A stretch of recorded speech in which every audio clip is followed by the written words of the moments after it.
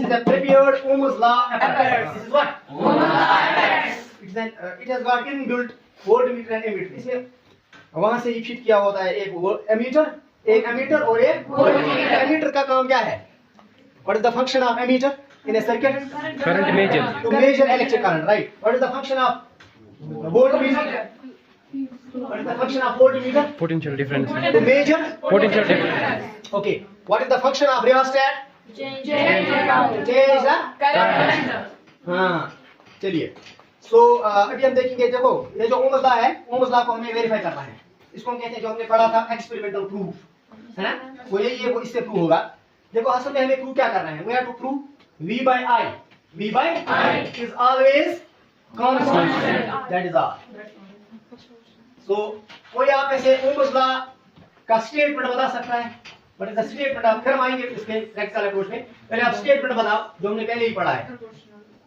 हाँ?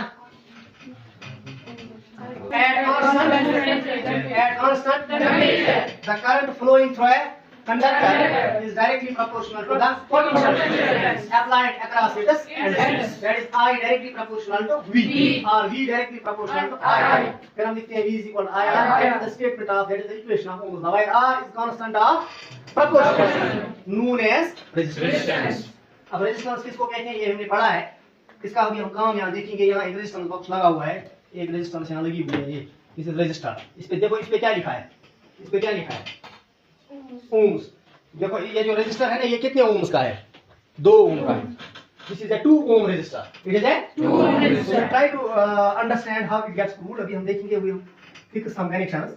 लेकिन करना क्या है हमें? We have to prove V by I is R. जितने हम स्टेप्स करेंगे, R will be always constant. R will be always constant. इसके बगैर और एक चीज होती है जो इसमें नहीं है, ठीक, जो हमें अलग से देखेंगे यहाँ. इसको क्या कहते हैं? गैल्वेनोमीटर. देखो गैल्वेनोमीटर का काम क्या होता है सर्किट में? What is the function of galvanometer in an electric circuit? To detect the current, right? To check the current. यानी करंट है कि नहीं है, करंट फ्लो हो रहा है, वो हम डिटेक्ट करेंगे किससे? गैल्वेनोमीटर. ये भी हम अभी देखेंगे, राइट?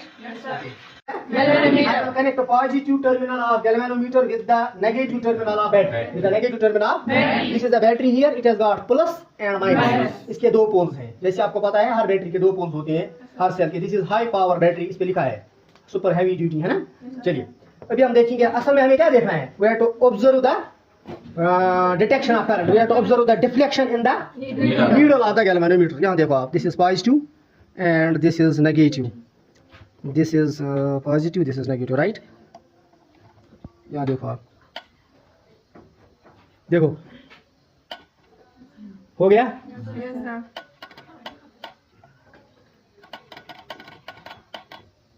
आई बात समझ में? देखो फिर से देखो आप, अभी नीडल 0 पे है ना. देखो मैं इसको यहाँ से कनेक्शन दूंगा.